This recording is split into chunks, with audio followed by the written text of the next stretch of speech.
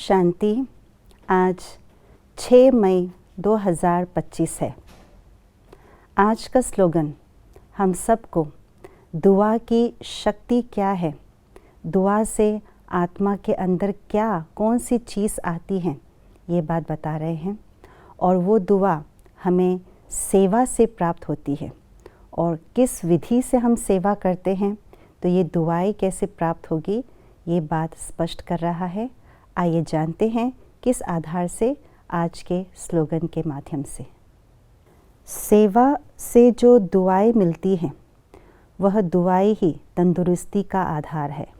कहा जाता है और ये बात प्रसिद्ध भी है कि सेवा से मेवा की प्राप्ति होती है और दुनिया में मेवा बहुत शक्तिशाली खुराक मानते हैं और ये फैक्ट भी है।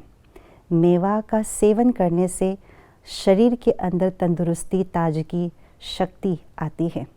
तो ठीक इसी प्रकार से सेवा से मेवा की प्राप्ति, अर्थात जब हम सेवा करते हैं तो जो दुआएं मिलती हैं वो दुआ मेवा का काम करता है और वो मेवा ऐसी शक्तिशाली है जो आत्मा को भी शक्तिशाली बना देते हैं, यानी आत्मा को तंदुरुस्ती प्रदान करती हैं।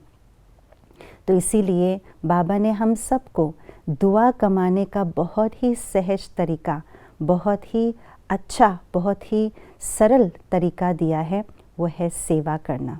बाबा ने अलग अलग प्रकार के भी सेवा बताए हैं, मनसा, वाचा, कर्मणा।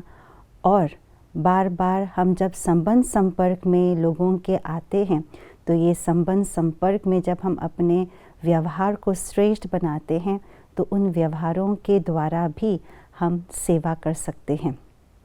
तो इन सेवाओं से हम अपने अंदर दुआओं का खाता बढ़ाते हैं और वही दुआएं हमारे जीवन को, आत्मा को, संबंध को, मनसा को शक्तिशाली यानी तंदुरुस्ती प्रदान करती हैं। परंतु कैसी सेवा किस विधि से करें, उसकी विधि अनुसार हमें करना पड़ेगा, क्योंकि विधि से सिद्धि की प्राप्ति होती है। अगर सेवा विधि पूर्वक यथार्थ रीति से नहीं करते हैं तो उस सेवा से और ही तंदुरुस्ती के न हो करके बल्कि और शक्तिहीनता की ओर चली जाती हैं। तो तंदुरुस्ती यानी दुआएं कमाने के लिए ऐसी कौन सी सेवा की विधि है? बाबा ने स्पष्ट रूप से कहा है, खास करके 3 बातें। पहली बात तो ये है, जब हम सेवा करें तो सेवा और स्व उन्नति का बैलेंस रख करके करें, क्योंकि बाबा कहते हैं जहाँ बैलेंस है वहाँ ब्लेसिंग अवश्य प्राप्त होती है, यानी दुआएं प्राप्त होती हैं। दूसरी बात, जैसे बाबा ने कहा, कर्म में योग की शामिल होना बहुत आवश्यकता है। अर्थात जब हम कर्मणा सेवा में आते हैं तो बाबा की याद और साथ सदा शामिल हो, ये बात का हम ध्यान रखें। और तीसरी बात, जो भी हम सेवा करें हम निमित्त भाव से करें।